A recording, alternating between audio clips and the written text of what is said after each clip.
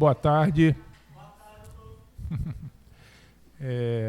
Começando o nosso canal teórico, quarta-feira. É um prazer enorme novamente ter aqui na nossa sessão o Dr. Evandro Tinoco, um homem que sabe tudo do coração, do cérebro, do rim, mas especificamente da cavidade lá do coração. Professor titular da Universidade Federal Fluminense, coordenador da pós-graduação de doenças cardiovasculares, grande cardiologista, um homem muito conceituado nessa cidade. Eu fico muito grato com a presença dele novamente aqui para falar para a gente um pouco sobre insuficiência cardíaca, como manuseá-la no nosso ambulatório. Fico grato em nome da coordenação, agradeço muito a presença dele. Doutora Conceição só vem aqui quando ele está, mas ela está convidada. Ela está convidada, mas ela só vem na presença dele porque ela só gosta de cardiologia. Mas, de qualquer maneira...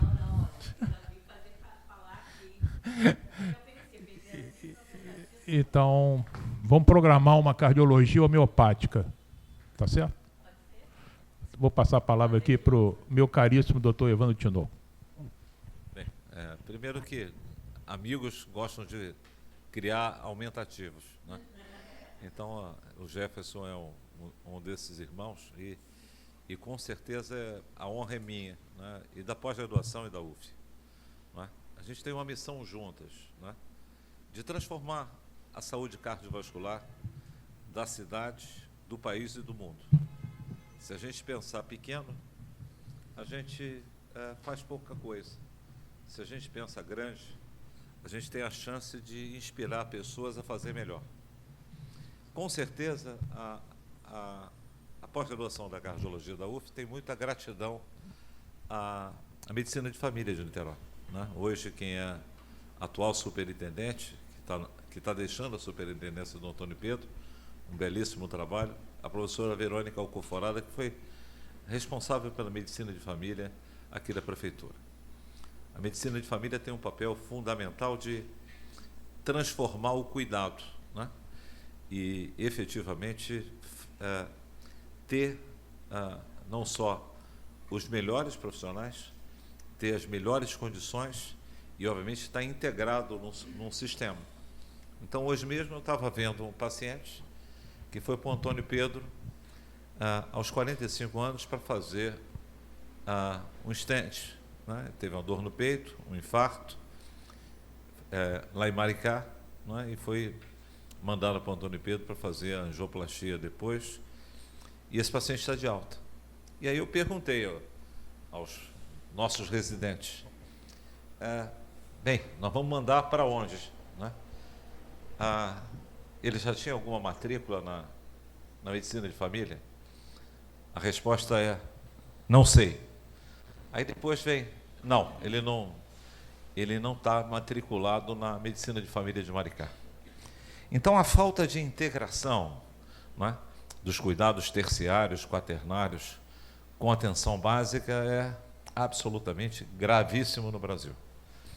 E, obviamente, a transformação que a gente precisa não é só de prontuário eletrônico, nem tecnologias de informação, nem inteligência artificial. São pessoas bem formadas e, obviamente, comprometidas em cuidar das pessoas. O outro paciente era uma senhora de 73 anos, né? É isso hoje, que tem um quadro de demência leve, umas 2 ou 3 síndromes geriátricas, veio para o Antônio Pedro para fazer cateterismo, né? Ela teve um infarto e tem doença multivascular, fez uma pneumonia, né? Chegou com a pneumonia, foi tratada da pneumonia, está na enfermaria, né? Apática, né? E, obviamente, com disfunção cardíaca, com insuficiência cardíaca. E a minha pergunta aos cardiologistas é, bem, não temos mais o que fazer, né? E, obviamente, né, a gente esqueceu da conexão com a geriatria e com os cuidados paliativos, que a insuficiência cardíaca é o câncer da cardiologia. E todo paciente com insuficiência cardíaca, ele tem uma sobrevida média de 5 anos. Se ele tiver o CEP dele na África, existem várias Áfricas no Brasil, é 2 anos de sobrevida. Os remédios, né? E obviamente quais são os remédios que a gente usa na insuficiência cardíaca? Beta-bloqueador, né? No SUS a gente tem o metoprolol e o carvedilol. A utilização de antagonistas do sistema renina-angiotensina-aldosterona, não é? Hoje a gente tem não só losartana, mas a melhor droga no topo do tratamento é valsartana com inibidor de neprilisina, que tem que fazer LME e que os médicos não querem fazer, que dá trabalho. No topo do tratamento a gente tem espironolactona e, obviamente, no topo do tratamento a gente também tem dapaglifosina, que a gente também tem que fazer LME. Então isso aumenta a sobrevida do paciente com insuficiência cardíaca para mais 10 anos. Então, a gente conseguiu ampliar, mas não curamos a insuficiência cardíaca. Isso para o modelo de insuficiência cardíaca com fração de ejeção reduzida. Essa secundária ao infarto miocardítico, o coração fica grandão e bobão. E tem uma epidemia nova, né, que é o coração duro, ligado à doença cardiometabólica, ligado à insuficiência cardíaca com fração de ejeção preservada, que é uma doença que hoje é mais de 50% dos pacientes, principalmente na atenção básica. Eu vou mostrar para vocês os dados de Niterói. Então, e para isso a gente precisa de quê? A gente precisa de dapaglifosina. O remédio que muda a sobrevida desses pacientes são 2 que a gente não tem hoje no SUS. Semaglutida ou terzapida, melhor ainda é terzapida, que é o Mounjaro. E, obviamente, o outro remédio além da dapaglifosina, é a finerenona, né, que é um novo antagonista dos receptores de aldosterona. Então, sem medicamento, né, sem tecnologia, a gente oferece uma medicina pobre para os pobres. E vai criando e apartando as pessoas. Minha prima gosta muito de falar, né, desse apartamento. E isso é grave, porque hoje as pessoas estão com uma epidemia de obesidade e não têm acesso ao quê? Ao tratamento hoje que faz uma bariátrica química, né? Então você consegue até 20% de perda de peso com Mounjaro e você seguramente perde com a semaglutida 12%. E obviamente esses medicamentos precisam, né, rapidamente, frente à epidemia de obesidade, diabetes e insuficiência cardíaca, ter acesso a isso. Então a coisa importante, fundamental, é como a gente transformar o cuidado.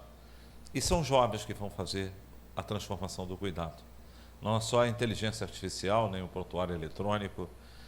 São as pessoas que queiram fazer protocolos, prática clínica, indicador e, obviamente, pensar em novos modelos de premiar o mérito de quem cuida direito às pessoas, quem oferece às pessoas o cuidado certo. Então, na prática assistencial, essa é a coisa importante.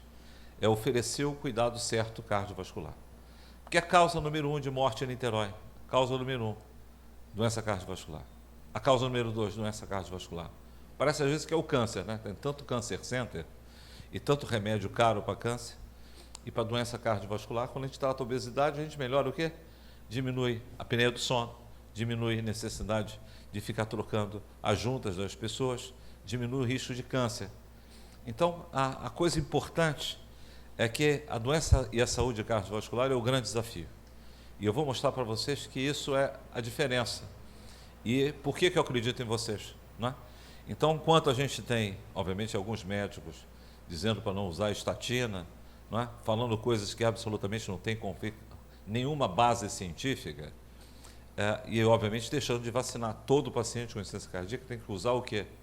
Tem que utilizar vacina da gripe, vacina do Covid, vírus essencial respiratório, herpes vírus e pneumonia.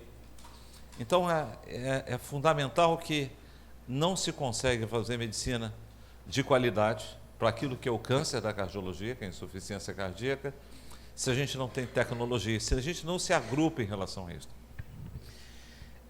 E eu apresentei um caso, que passei para vocês no Zap. O professor Jefferson passou para vocês? Você me ajuda a ler o caso? Faz favor. Seu nome é?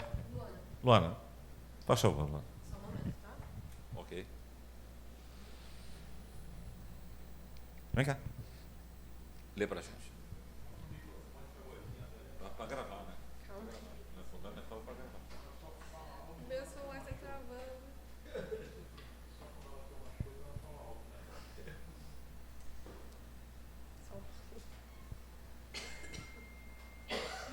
No final do PDF tem um caso, Dr. Jefferson? Não, ele mandou escrito, mas... Lembra?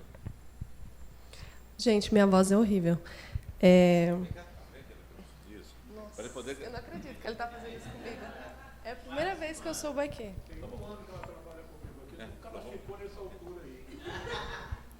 Aí, a luz, peraí. Bom, é uma mulher de 56 anos, obesidade grau 3, diabética, hipertensa. Tem uma aferição aqui da PA de 12/90. Teve uma história ginecológica de eclâmpsia. Apresentou um IAM, um infarto agudo do miocárdio há 2 anos. Não toma remédios. Procura médico da família com falta de ar e edema de membros inferiores. 2 cruzes de 4. Uma PA de 12/9. Uma frequência cardíaca de 102 batimentos por minuto. Um ruído cardiorrespiratório de 2T, 2 tempos, né? Uma bulhas hipofonéticas. E aqui pergunta, qual é o diagnóstico e qual o tratamento? Qual o diagnóstico dessa senhora? Uma insuficiência cardíaca. Qual o tratamento? Eu usaria um IECA, né? Atenolol ou, né, metoprolol. Talvez usaria uma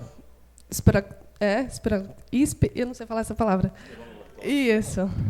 E talvez usaria uma dapaglifosina. Então, essa é a coisa importante, né? Então, a gente chega numa aula, a gente tem que ser transformado, senão não valia a pena. Basta a gente assistir o quê? O Medicurso. O Medicurso hoje forma todos os médicos. Vocês entram lá, assistem às aulas do Medicurso, e é raro o médico que chegou e fez residência.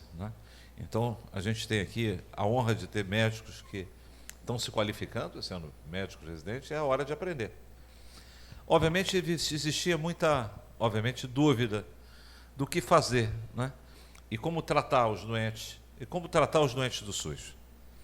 E é óbvio que sociedades médicas têm muitos conflitos de interesse, porque a gente dá aula para vários laboratórios, tem várias relações. E, para isso, as sociedades médicas no Brasil e as diretrizes no Brasil hoje têm que seguir o sistema canadense, que é o GRADE, que avalia força da evidência, e o grau de recomendação. É uma nova forma de fazer. E essa diretriz feita por SUS, Sistema Único de Saúde, tem 1 ano. E ela precisa ser incorporado em toda a rede pública do Brasil. E também nos ambulatórios de medicina privada, porque também, se vocês acreditarem que a medicina privada possa ser diferente da medicina pública, vocês podem ter certeza, também não é. Porque tem grande variabilidade. Depende de quem está fazendo. Então, os protocolos, a partir dessa recomendação, assinada pelo Gadelha, que é o responsável pela incorporação tecnológica, novas tecnologias de saúde, e esse protocolo foi publicado em maio do ano passado. E ele diz o seguinte: todo paciente que chega na atenção primária, ele não precisa ir ao eco. Então, a gente, muitas das vezes, faz o ecocardiograma, demora para fazer um ecocardiograma 6 meses, 1 ano. E a coisa que pede lá para fazer o quê? O BNP, ou o pró-BNP. É um peptídeo no sangue. Se esse peptídeo estiver alto, aí manda para fazer o eco. Se ele estiver baixo, tem que, a princípio, procurar uma outra causa. Então, e obviamente diz que o tratamento é esse. Não usem atenolol, porque atenolol e propanolol não servem para insuficiência cardíaca. A gente vai usar aquilo que tem no SUS. Metoprolol ou carvedilol. Existe o bisoprolol, que é igual, o resultado é igual, mas o SUS tem 2 bons beta-bloqueadores. Obviamente tem que utilizar dapaglifosina e tem que usar no topo do tratamento, idealmente, a gente hoje, cada vez mais, em vez de usar losartana ou enalapril, a gente lança a mão nos pacientes sintomáticos, que mantêm ainda sintoma, o uso do valsartana com neprelizina. Dá um tempo de trabalho, mas muda a vida dos doentes, não é? Então, LME é compromisso social. Não adianta a gente chorar pelo SUS e a gente não está oferecendo o cuidado certo, que é oferecer o medicamento. E ter formas de facilitar a realização de LME, não é? Que muitas das vezes acaba o doente não conhecendo, né? Que tem direito. Os pacientes têm direito de ter acesso ao cuidado que tem no SUS. Obviamente que Monjaro na insuficiência cardíaca ainda não está recomendado no Brasil. É um dado recente que mudou a mortalidade nos pacientes que têm insuficiência cardíaca com fração de ejeção preservada, que não está nessa diretriz. Essa diretriz é só para quem tem o coração crescido. Então, isso é importante, porque se eu não treino vocês, e se vocês não sentam para introduzir as diretrizes aprovadas por SUS, ninguém defende os doentes. E os doentes com quê? Com insuficiência cardíaca, morrem. Morrem de morte súbita e morrem de múltiplas internações por IC. E ali tem uma coisa importante, que é o quê? Como referenciar e quando referenciar para o Antônio Pedro.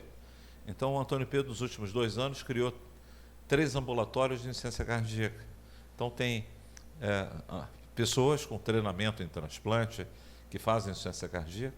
É claro que, às vezes, tem uma certa dificuldade da velocidade, mas não é possível a gente não ter telemedicina e, obviamente, oferecer apoio a quem está na ponta e, obviamente, melhorar o cuidado e oferecer o cuidado certo.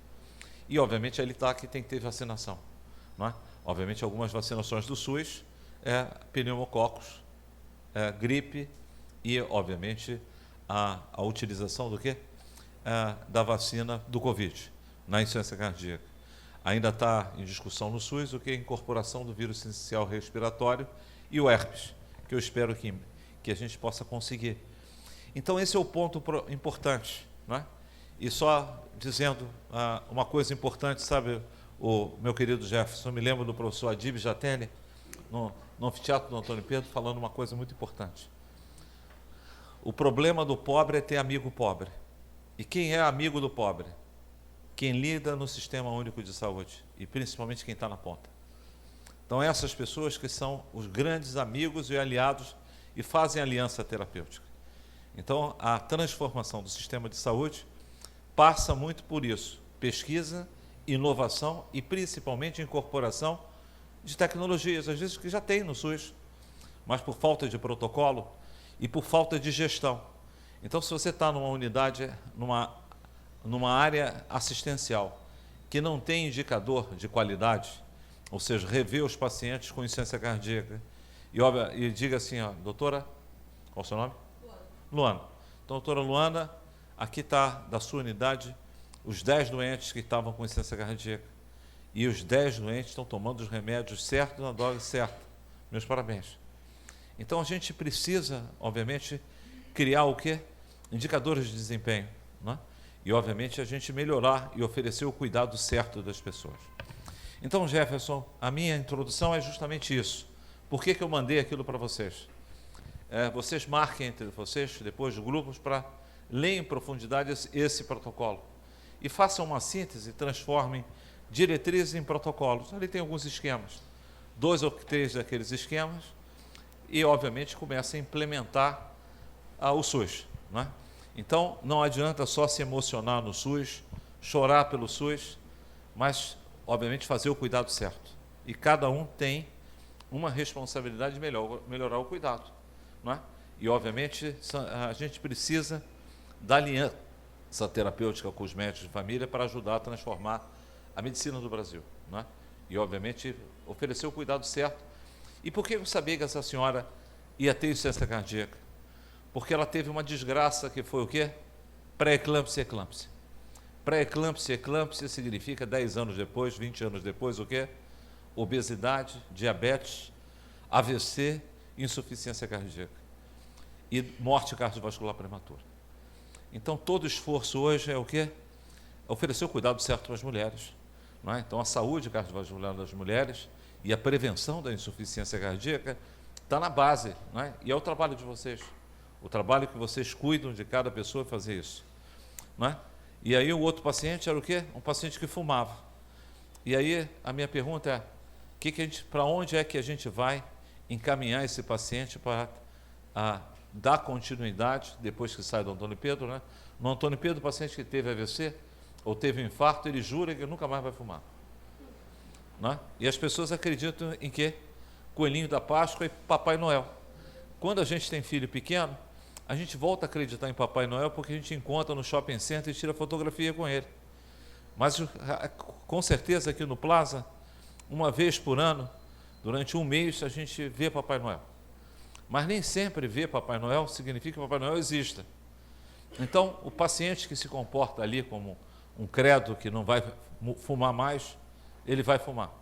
Porque, em média, o paciente que se envolve num programa de parar de fumar, ele tem o quê?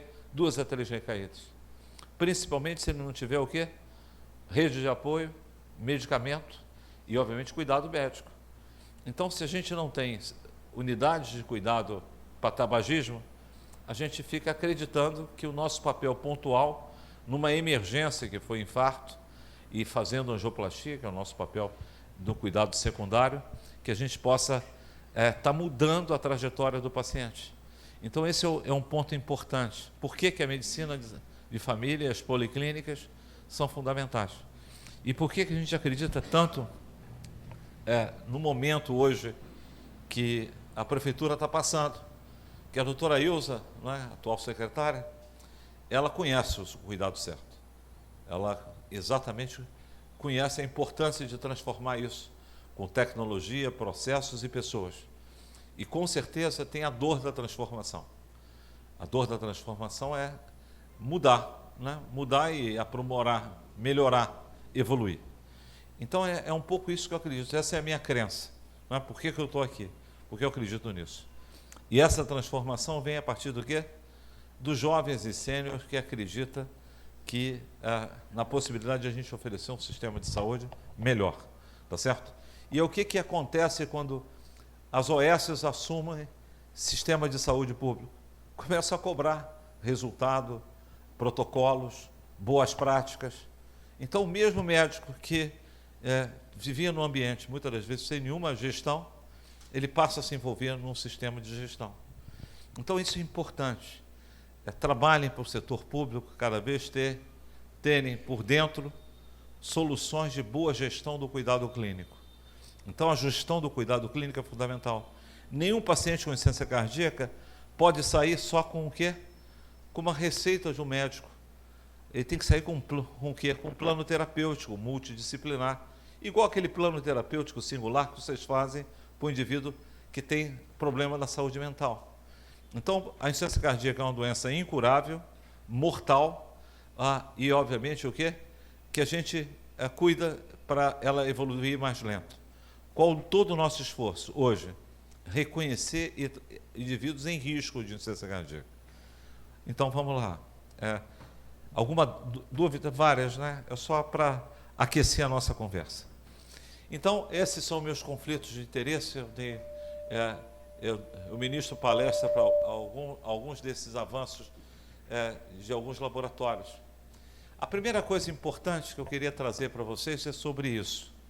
Como é que hoje um médico de família, um médico clínico, um neurologista, um cardiologista, um nefrologista, veem os pacientes e como é que olha para os pacientes? Hoje, a partir de 2023, o American Heart, que é a maior sociedade de prevenção de doenças cardiovasculares do mundo, criou uma forma diferente de olhar a doença renal metabólica. Então, isso agora é a forma com que a gente olha o futuro. Então, a gente pode olhar o futuro das pessoas de duas maneiras. No passado, a gente olhava os fatores de risco cardiovasculares e via o futuro em 10 anos. Né? Então, isso está aí no site da Sociedade Brasileira de Cardiologia. Mas a Sociedade Norte-Americana, né, Americana de Cardiologia, o American Heart, fez uma mudança importante e criou um novo caminho para a doença cardiovascular. Então, se tudo que eu falar aqui, vocês gravarem essa figura, não é? Eu estou muito satisfeito, porque ela é o que é diferente da minha última aula que eu dei aqui há um ano. Então, o que acontece? Para a gente chegar aos 120 anos, a gente tem 8 pilares para ter saúde, que passa por quê? Depressão arterial. Hoje, abaixo de 11/80, não é? Colesterol abaixo de 100, o LDL, atividade física pelo menos 5 vezes por semana, não é? E, obviamente, aqui a gente introduziu o sono, 7 a 8 horas de sono, não é? Porque quando a gente depriva o sono, a gente ganha obesidade, diabetes e risco de câncer, Alzheimer. E, obviamente, a gente quer ter também o indivíduo sem fumar e, obviamente, a gente quer que esse indivíduo possa ter um peso adequado, não é? E ter a sua glicose controlada. Nesse documento dos 8 pilares do American Heart, vale a pena, porque ali tem o quê? Os aspectos também ligados àquilo que vocês já sabem, que são o quê? Os determinantes sociais de saúde. Então, pela primeira vez, essa forma nova de classificar o risco, ela olha o quê? O CEP das pessoas. E a gente agora tem que começar a explicar isso para os médicos, que o CEP das pessoas determina a sobrevida e a doença e o futuro. Então, é muito interessante. Mas quem escapou de estar nesses 8 pilares, como é que tudo começa? Obesidade. Então, o centro de tudo é que a obesidade é uma doença, não é um problema ligado à estética. E a obesidade, em todos os momentos da vida, ela tem que ser combatida. E, obviamente, combatida com o quê? Com tudo que a gente possa fazer, não é? Então, infelizmente, os remédios do passado, não é? As tentativas do passado, elas são frustrantes, porque elas não chegam ao quê? A perder 3, 4% do peso e volta tudo de novo.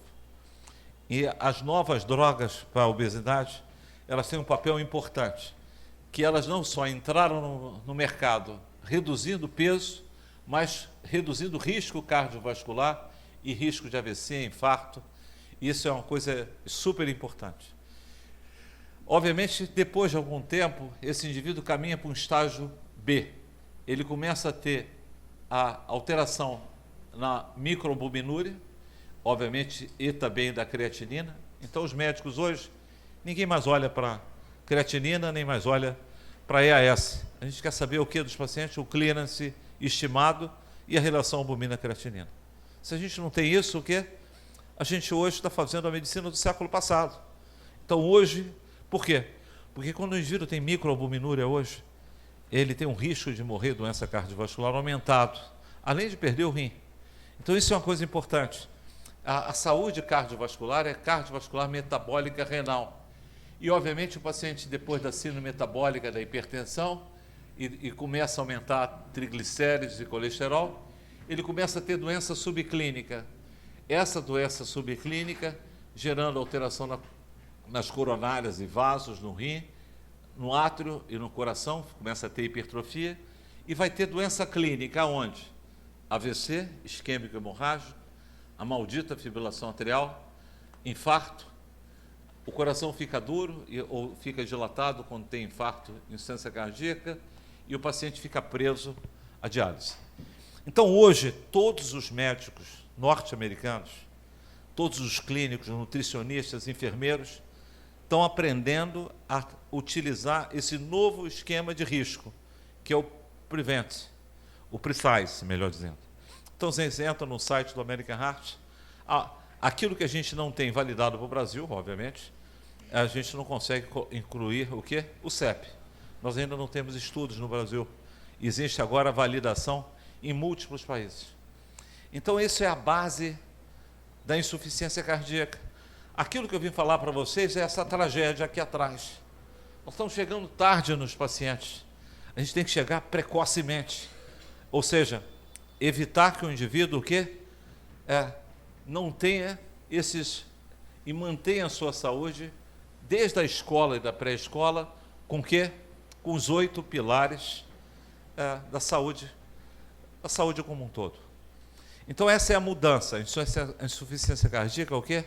É uma complicação trágica. Por quê?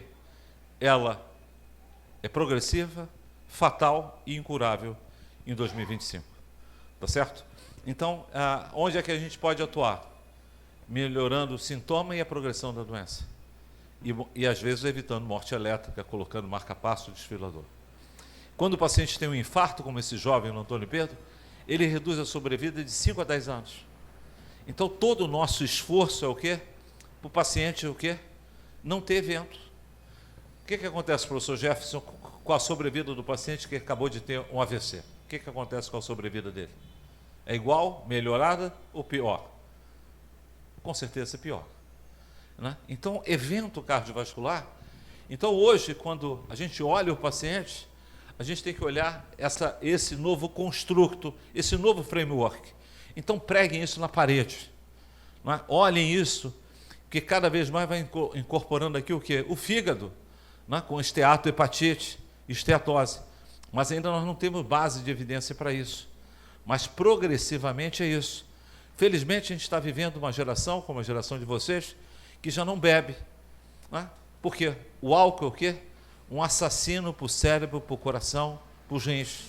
Ou seja, aquilo que era bacana de dar para o médico uma garrafa de uísque ou vinho, é absolutamente o quê? Hoje, inaceitável, como minha geração. Os meus professores fumavam e às vezes trocavam com os pacientes, porque era aceitável, a gente não tinha evidência científica. Álcool, com certeza, é o quê? É um elemento fundamental para a gente combater. Por quê? Porque ele ceifa, não é? E abre espaço para quê? Para obesidade, esteatose hepática e, obviamente, esses são os pontos importantes. Então, aquilo que eu falei para vocês antes, todo paciente tem que ter hoje o quê? Eu tenho que saber qual é o clearance estimado e eu tenho que saber qual a relação albumina-creatinina. Se eu não estiver fazendo isso no meu consultório, o quê? Eu estou sendo um residente de medicina interna, de medicina de família e cardiologia do século passado. Qual o meu esforço diário? Não me tornar um cardiossauro. Não é? Por quê? Porque quando a gente começa a ter certeza demais, não é? E quando a gente não se atualiza, o que acontece? A gente passa a abraçar o passado. Então, hoje, qual é a meta do paciente que teve um AVC ou teve um infarto no Antônio Pedro? É colocar o LDL, colesterol, com o quê? Com 25, não, abaixo de 60, em torno de 55.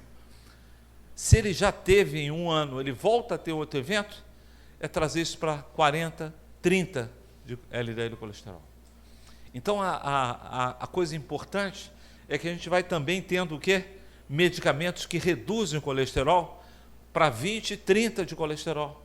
Então, obviamente, a combinação ezetimibe com o que existe no SUS, que é a atorvastatina, é uma combinação que frequentemente os pacientes têm que estar tomando.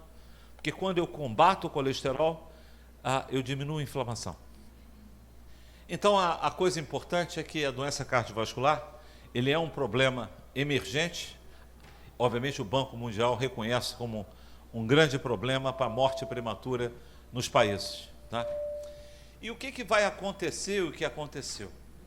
É que as mortes por doença cardiovascular, elas crescem fundamentalmente dos países em desenvolvimento.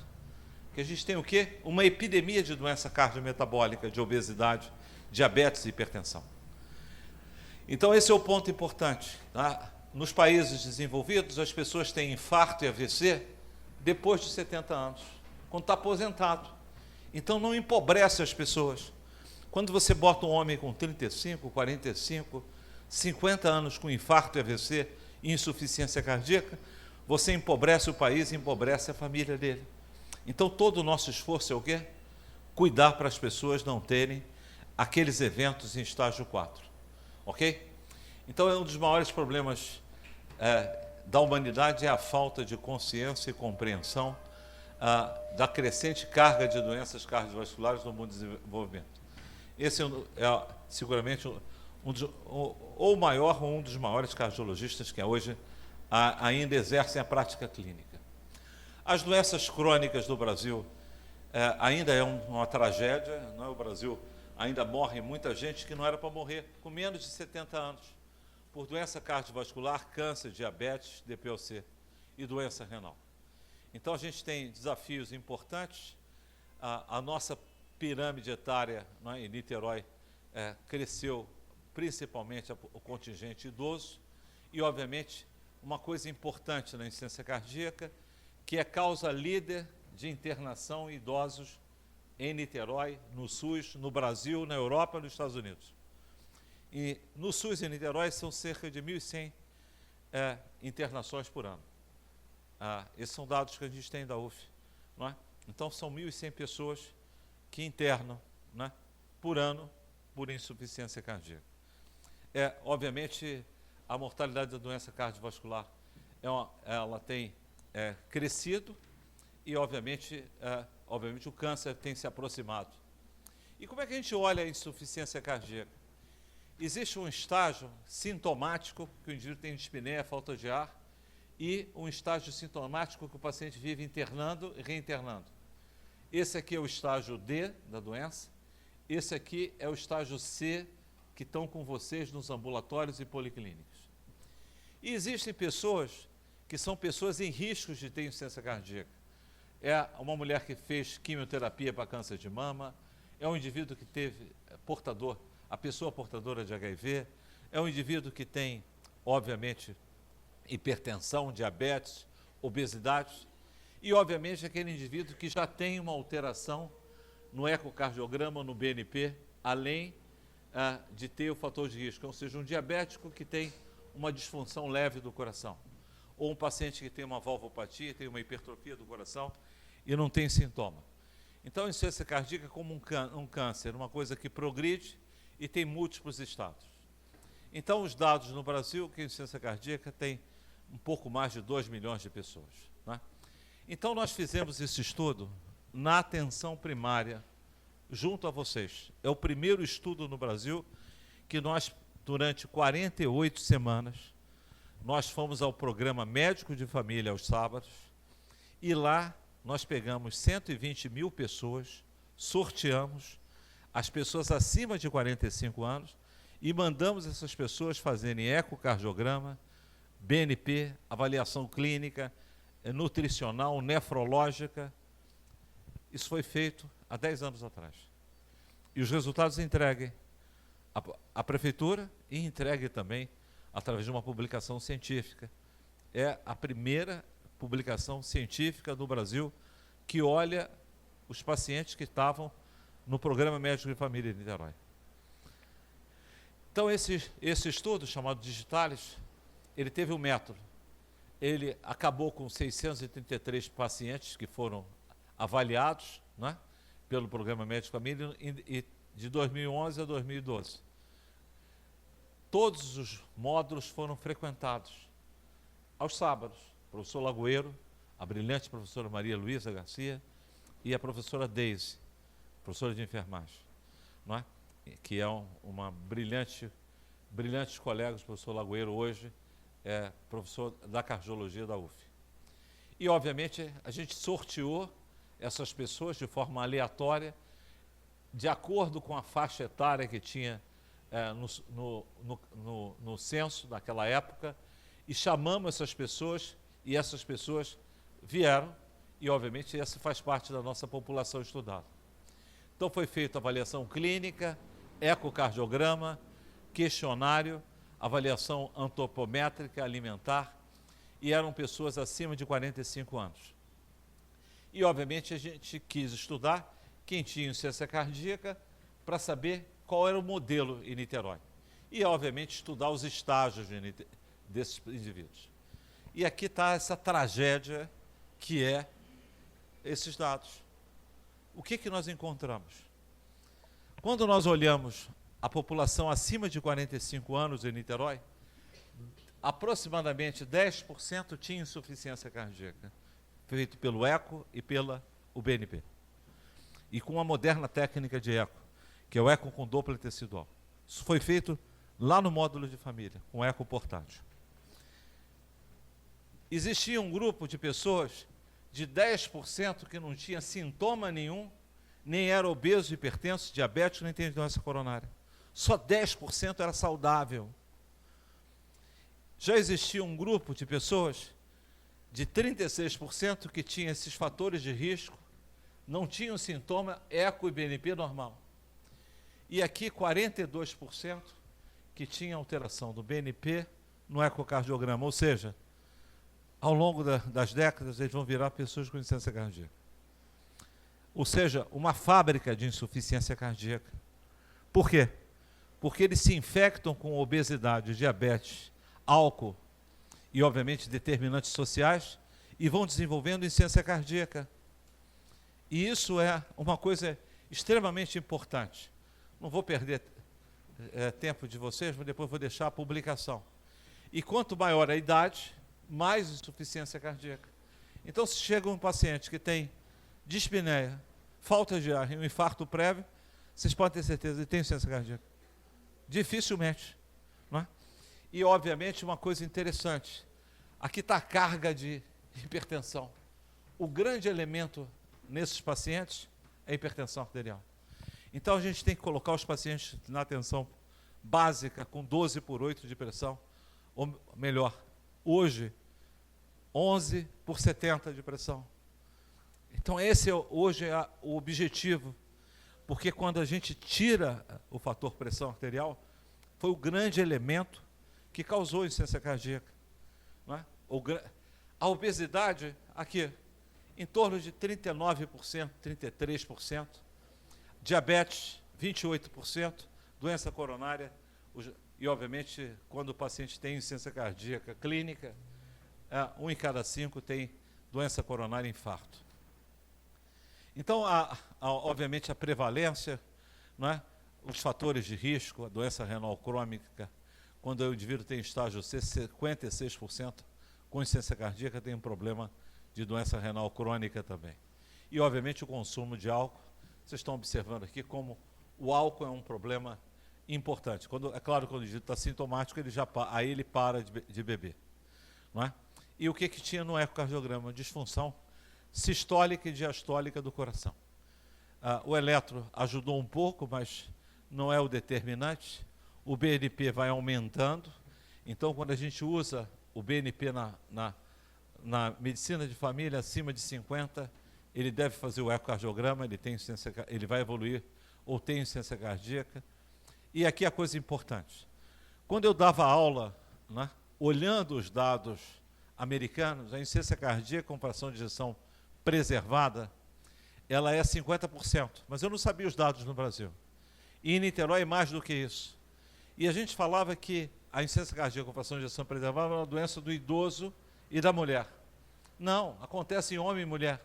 E começa a acontecer precocemente, com 50 anos de idade. Então, olhar os livros, textos internacionais, sem conhecer a medicina baseada em niteroense, é absolutamente o quê?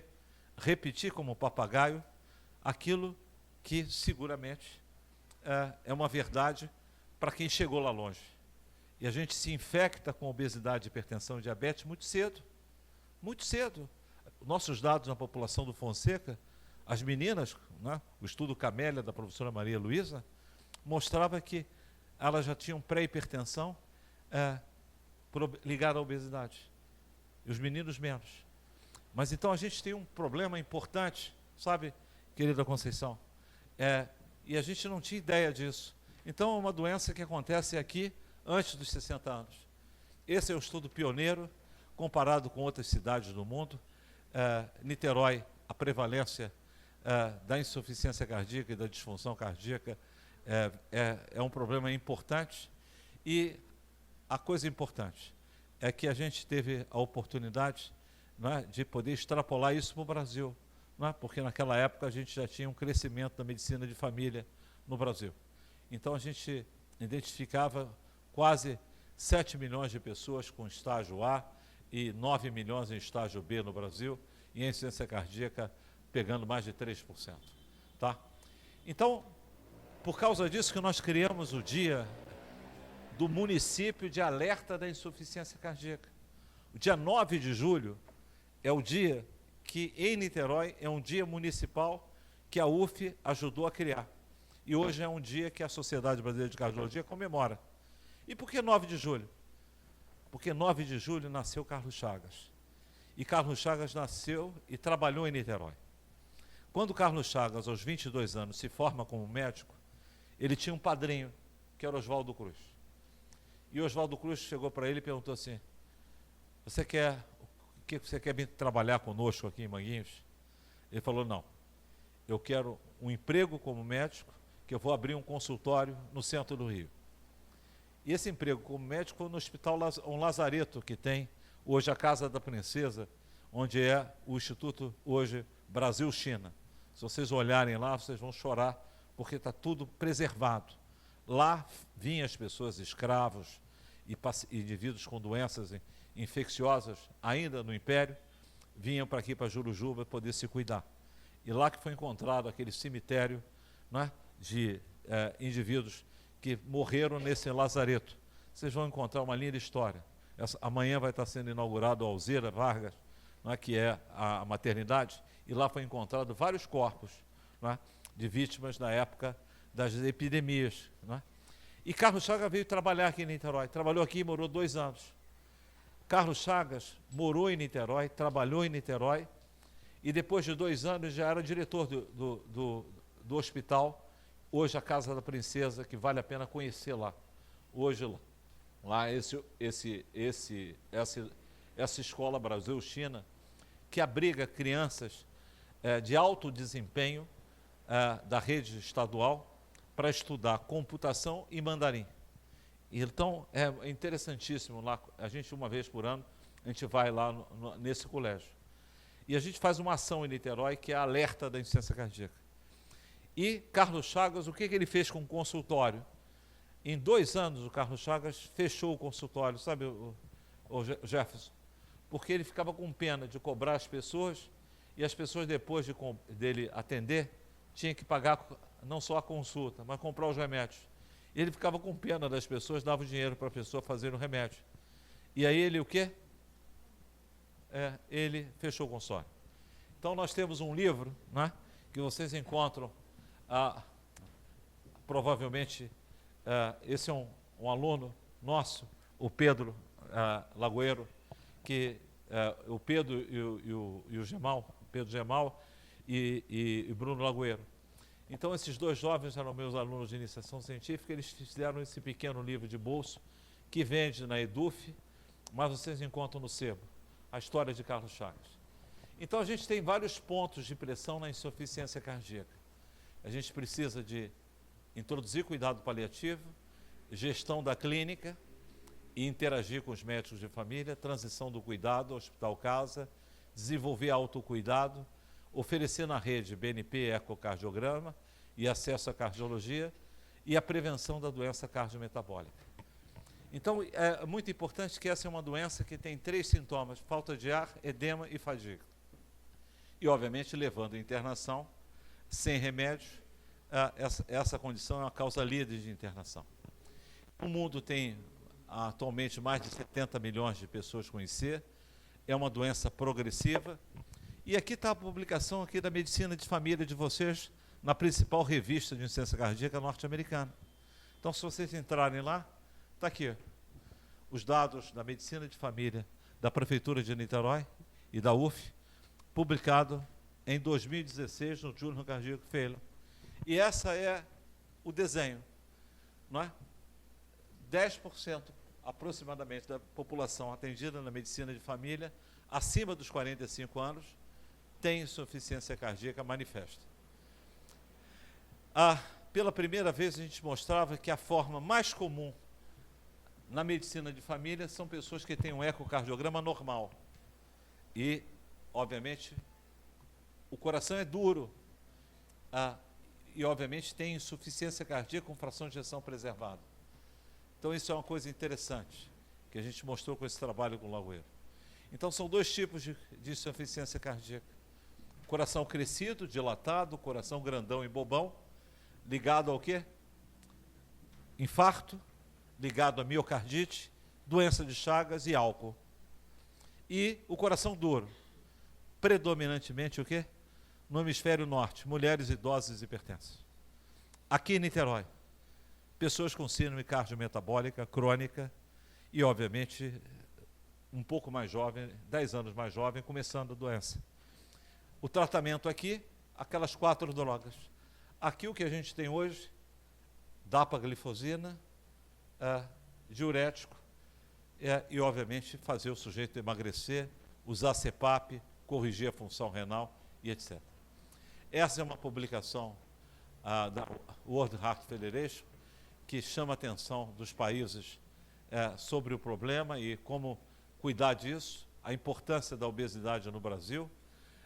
Obviamente, a gente precisa construir uma jornada que começa na medicina de família e chega até o cardiologista.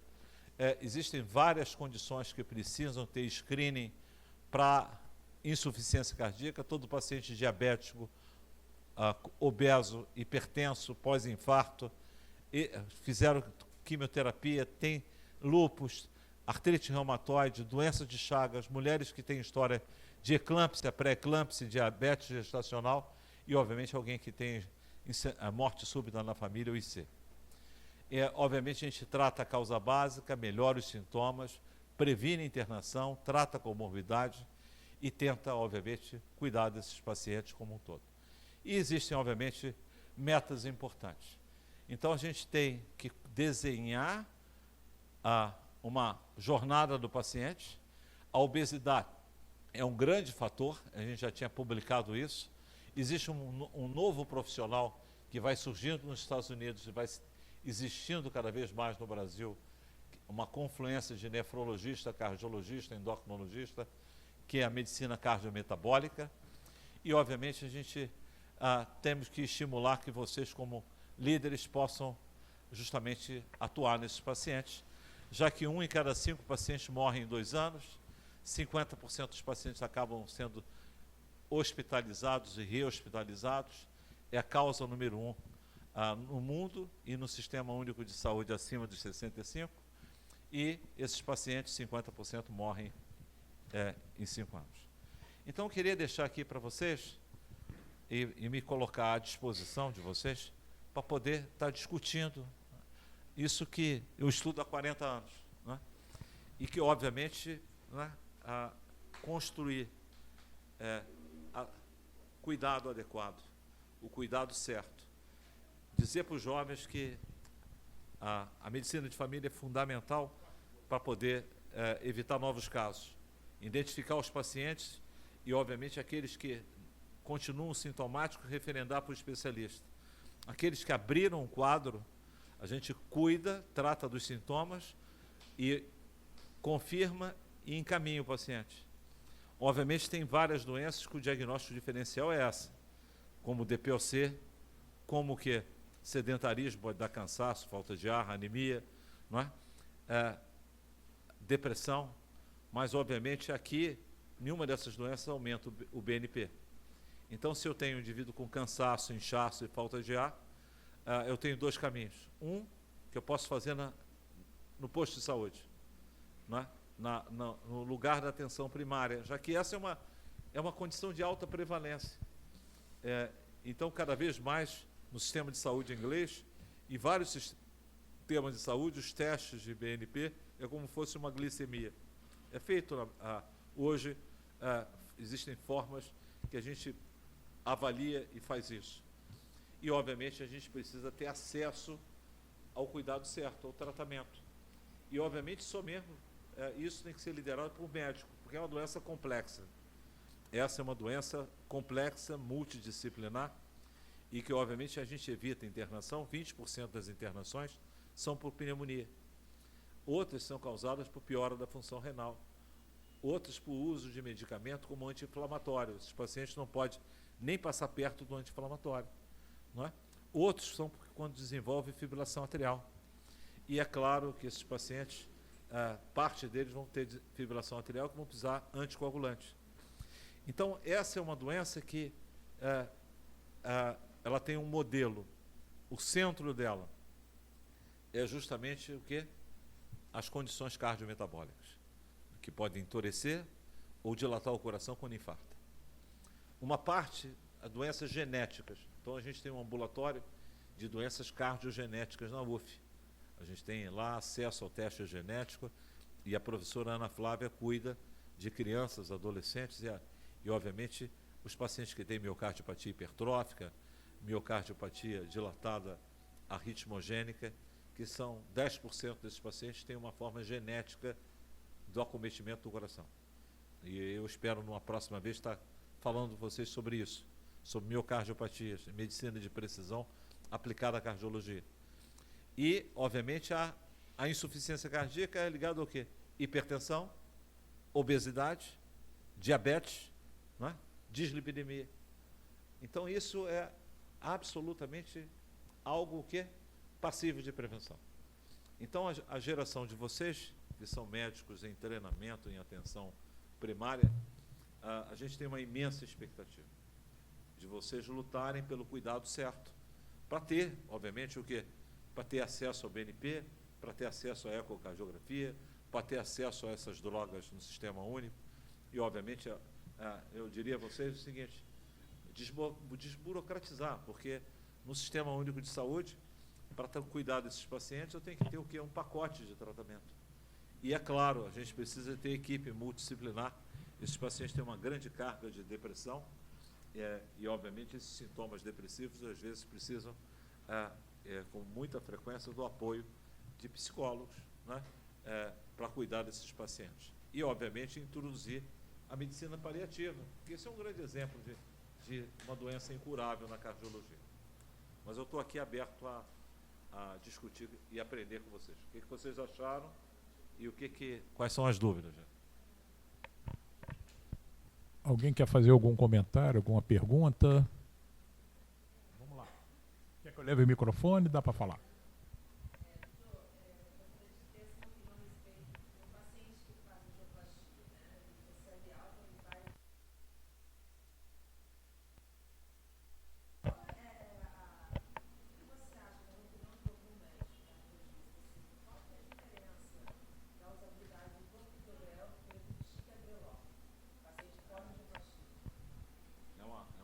Excelente pergunta. Né? Com certeza, o ticagrelor é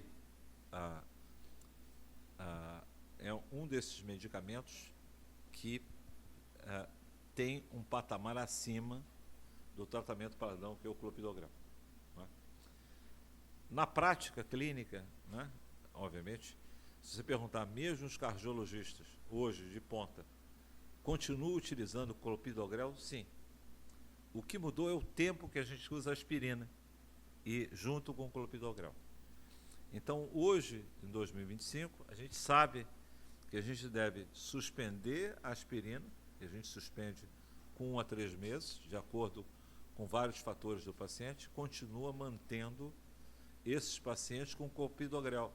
Isso foi recentemente comprovado que aumenta a sobrevida dos pacientes evento eventos cardiovasculares.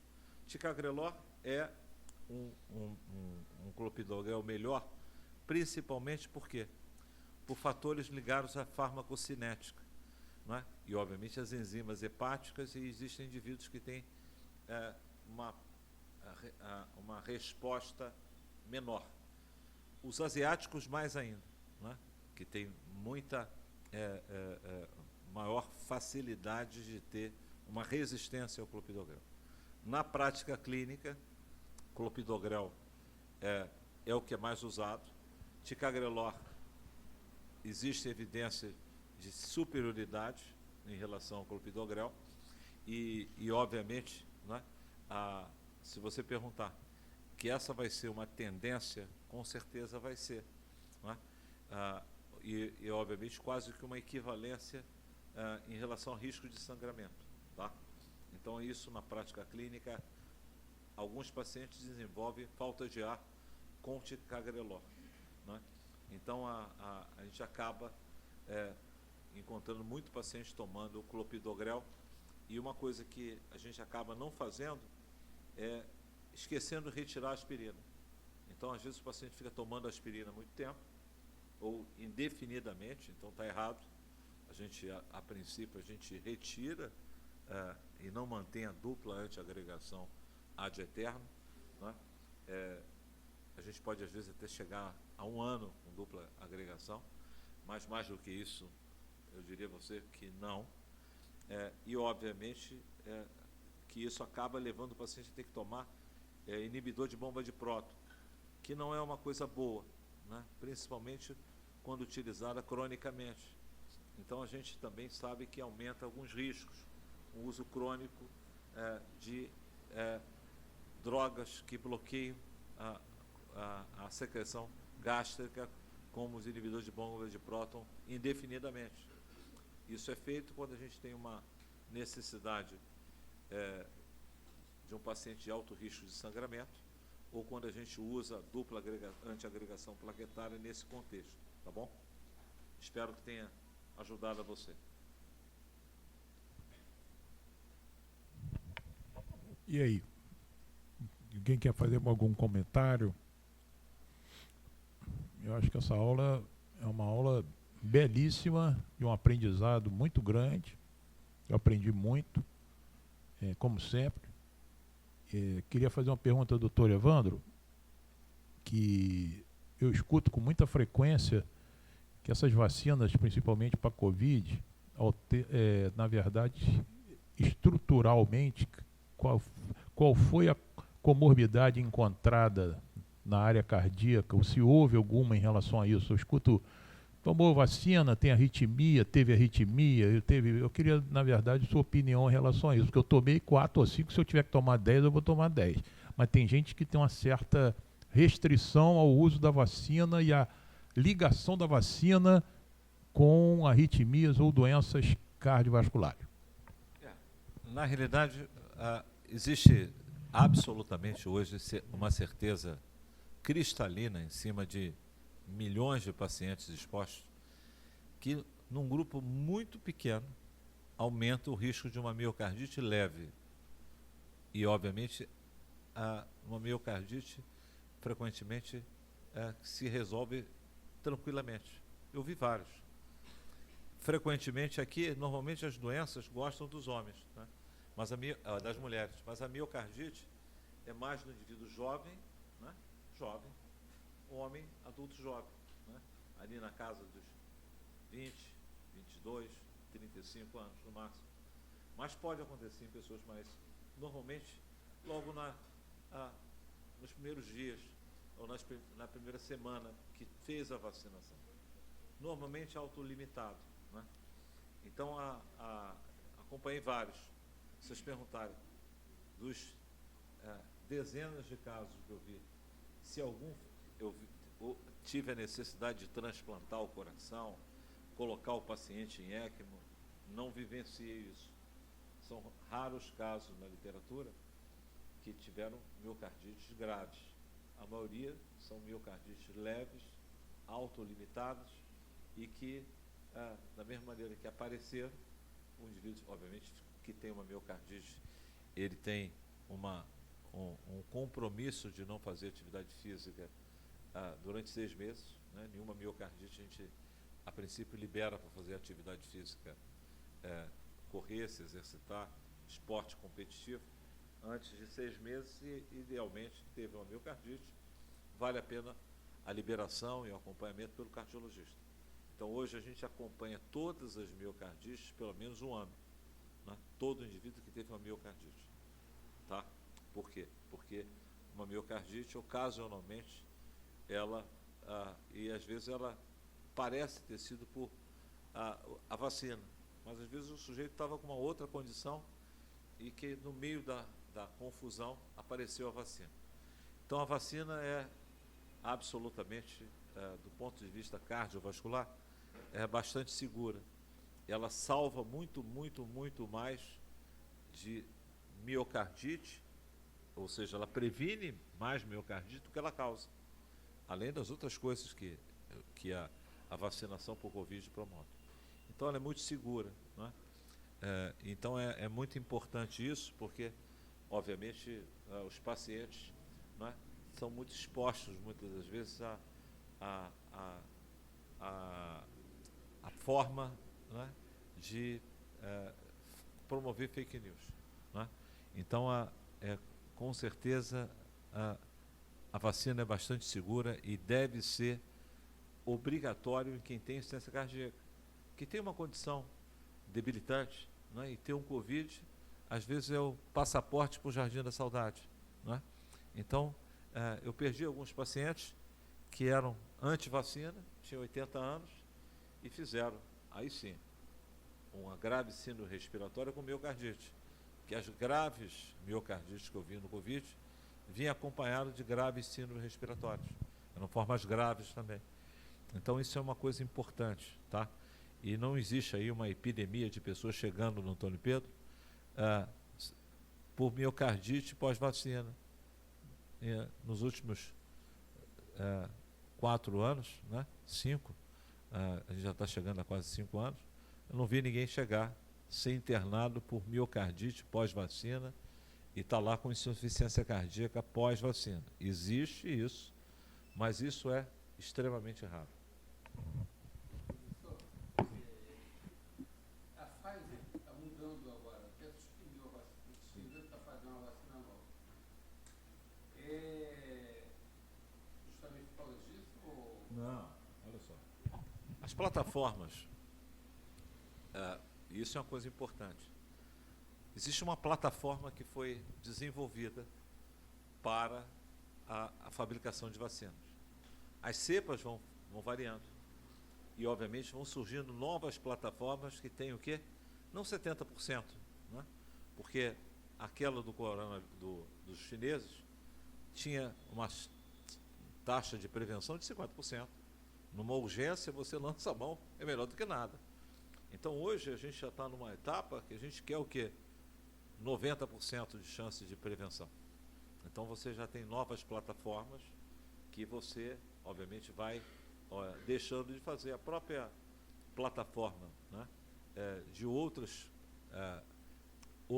empresas foram extintas ou migraram para novos modelos de fabricação de vacina, que é algo que vai, obviamente, se transformando, né?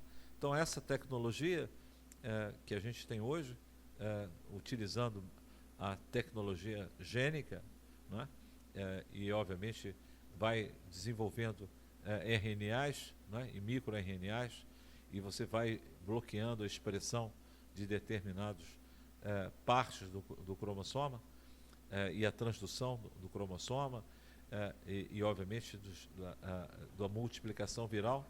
Isso é algo que eu diria para vocês, revolucionário, né? E, com certeza, a gente vai ter sempre isso.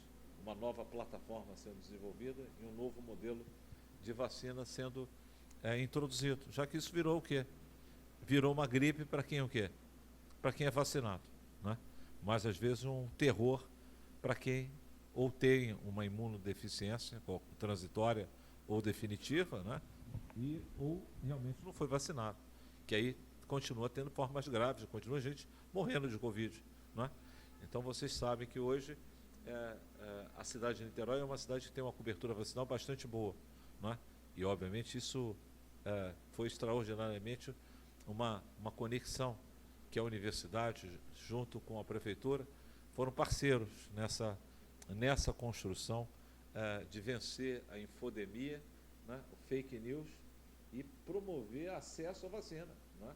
Então, isso foi muito importante da cidade. A cidade, ela se comportou de uma maneira muito positiva em relação a isso e a gente conseguiu retomar, né? Eu estava hoje no Plaza Shopping, lembrando dos tempos que o Plaza estava vazio, né? E hoje estava lá cheio, né? Dia de semana não tinha lugar para estacionar, né? Que eu aproveitei, fui almoçar aqui no centro, né? Recebi um convite não, uma convocação, e um prazer de estar com vocês. A pergunta foi porque, salvo engano, a Pfizer retirou a vacina antiga do mercado. Sim, justamente isso, porque você passa a ter, né? Você passa a ter coisas que são melhores. Ela atribui isso a algum efeito. Não tem miastenia graves, não tem epidemia de pessoas sequeladas, nada disso. É que você passa a ter coisas que se competem e geram carros o quê? Você hoje não compraria mais o quê? Se você tiver dinheiro, você vai pensar em comprar um carro que polui ou um carro elétrico, né, de última geração, se for o mesmo preço. Então, o grande ponto é que há uma evolução tecnológica muito grande nas vacinas, né? E isso é uma coisa que vai impactar profundamente a prática médica e, obviamente, a medicina preventiva, né? Isso é uma beleza, né? Vai caindo o preço e a gente vai tendo, provavelmente, no futuro, uma única dose prevenindo várias doenças.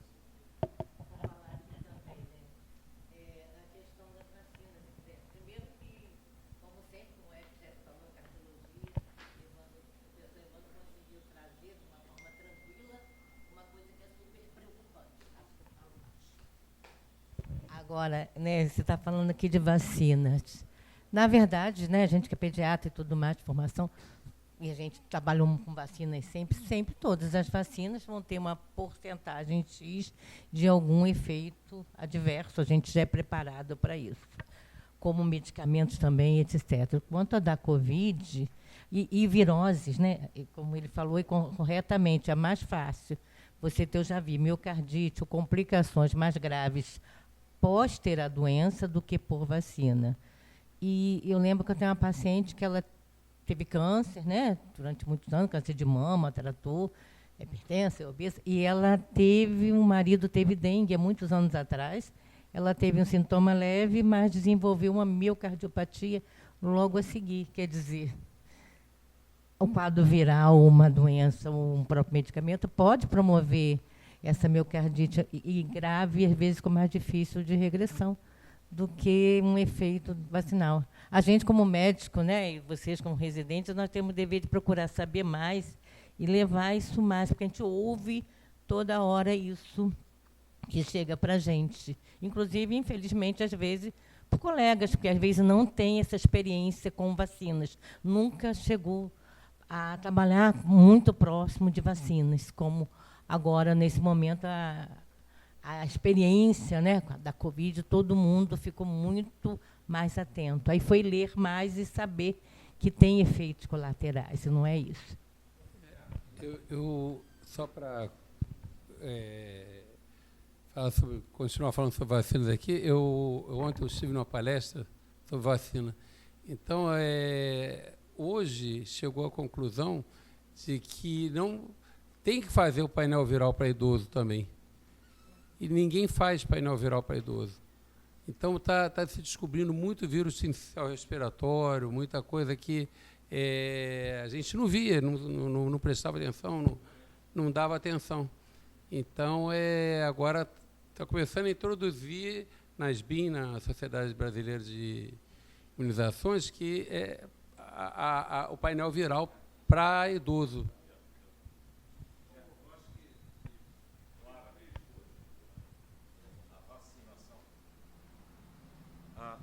O nosso grupo aqui da UF, né, publicamos no American Journal of Medicine uma revisão, né, sistemática sobre vacinação da gripe e redução de infarto mortal. Então, é claro que essa é uma coisa extraordinária. Quando você vacina e evita aquela infecção, você evita um surto inflamatório. E esse surto inflamatório é um surto inflamatório e trombótico. Então, o indivíduo tem uma pneumonia, um ano depois, ao longo de um ano, ele continua tendo mais infarto, mais AVC, né, e mais processos trombóticos, inclusive trombose venosa profunda. Então, a vacinação não é só uma coisa de evitar uma infecção, é que aquela infecção tem efeitos de curto prazo e de longo prazo no sistema de saúde. E é claro, né, e isso é muito importante, porque definitivamente, né, a gente tem, obviamente, um número grande de pessoas que, obviamente, trabalham e ganham dinheiro propagando informações erradas, né, criando medo nas pessoas e, obviamente, deixando as pessoas o quê? Assustadas. Então, não tenham dúvida, né? Vacinar as pessoas é uma ação que você está evitando morte cardiovascular, além das outras mortes, não é? Então, a gente, como cardiologista, né, a gente enxerga isso. E a gente recomenda, né, herpes, sincicial respiratório, vírus da gripe, pneumonia. Né? Por quê? Covid anual. Porque é a base dos achados que a gente tem de literatura. Então, as recomendações em relação a isso, cada vez mais, são cristalinas. E é óbvio que a gente vai estudando mais, porque houve uma plataforma de diagnóstico molecular que foi acelerada no Covid. Hoje a gente faz um painel respiratório muito rápido, né? E com isso a gente começa a capturar não só sincicial respiratório, mas outras cepas de coronavírus causando infecção respiratória. Então eu tive adultos e crianças, né? A professora Áurea Gripa, que nós estudamos miocardite na pandemia, o bocavírus, que é um tipo de parvovírus, foi recuperado, né, no trato respiratório de criança, a gente não faz biópsia em criança, no coração, e a gente achava que era coronavírus. E aí está lá o bocavírus positivo, causando miocardite. Então isso é muito importante, né? Então é fundamental isso, né? Porque a gente precisa de tecnologia para fazer o diagnóstico e a gente precisa de ter acesso a essa tecnologia para fazer uma boa medicina. Mas eu não tenho dúvida. E é por isso que está lá o nível de evidência para a vacinação do coronavírus nesse documento que eu mandei para vocês, do Ministério da Saúde, né? Que recomenda vacinação antipneumocócica, gripe e, obviamente, coronavírus. Então, eu queria que vocês pudessem ter acesso a isso, estudassem isso, discutir entre vocês, porque para transformar é isso. Eu vou estar almoçando essa semana com a nossa querida secretária, e uma das coisas que eu vou entregar para ela é isso. Eu falei para ela que eu ia estar aqui com vocês, né? E ela falou, olha, é um grupo excelente, que a gente tem muito apreço pelo trabalho que se é feito na medicina da família, e vamos estar sempre reforçando as coisas.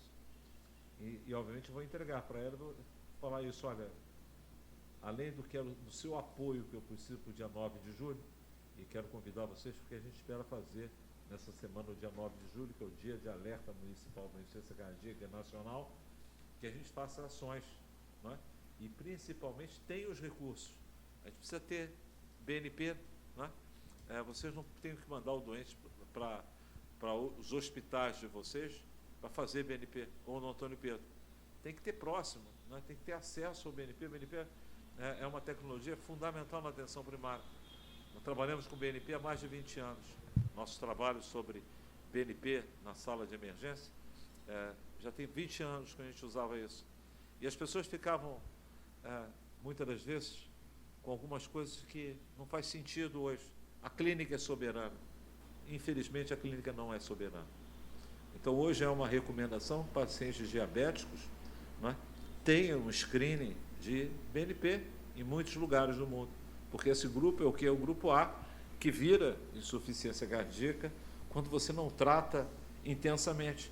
E quando você faz hoje dapaglifosina, quando você faz hoje semaglutida nesses pacientes, o que acontece? Você protege o surgimento da insuficiência cardíaca. Então, a gente precisa ter tecnologia para o diagnóstico e o tratamento, não é? É claro que a gente não tem que ter desperdício, gastar em quem não precisa. Mas quem precisa está no grupo de risco, para uma doença tão prevalente como essa, a gente precisa ter tratamento, não é? Então, é isso. A gente ter uma geração nova de médicos de família que busquem o cuidado certo. E não tem cuidado certo sem educação médica.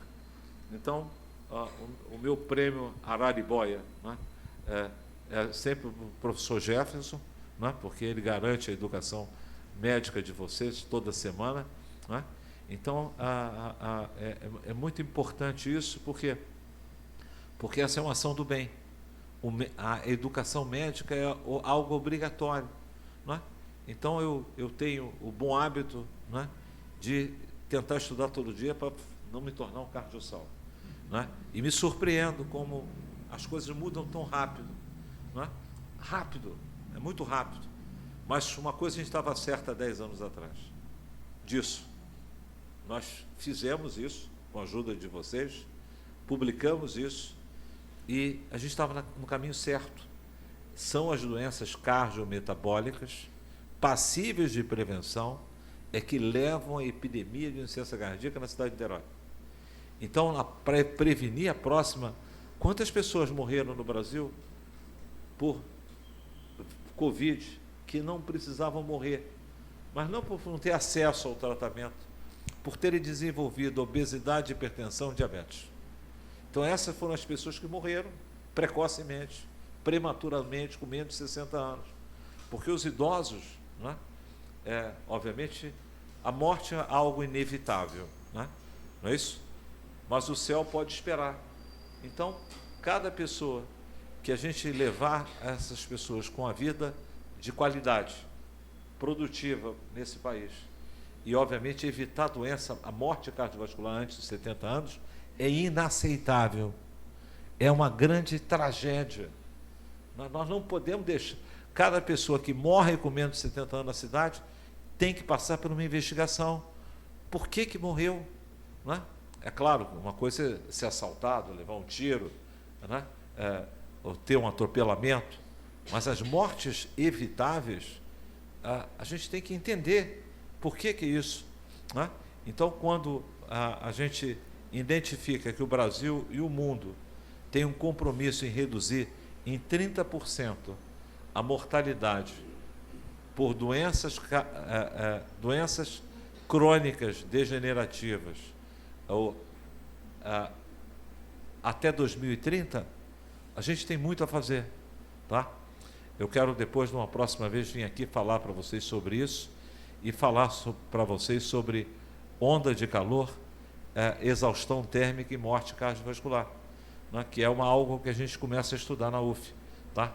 Então, em Niterói, em abril do ano passado, foi a cidade no Brasil que teve a maior temperatura registrada no Brasil. Então, a gente tem que se preparar para essas coisas, né? Conhecer, tá? E agradecer aqui ao nosso prêmio Araribóia, né?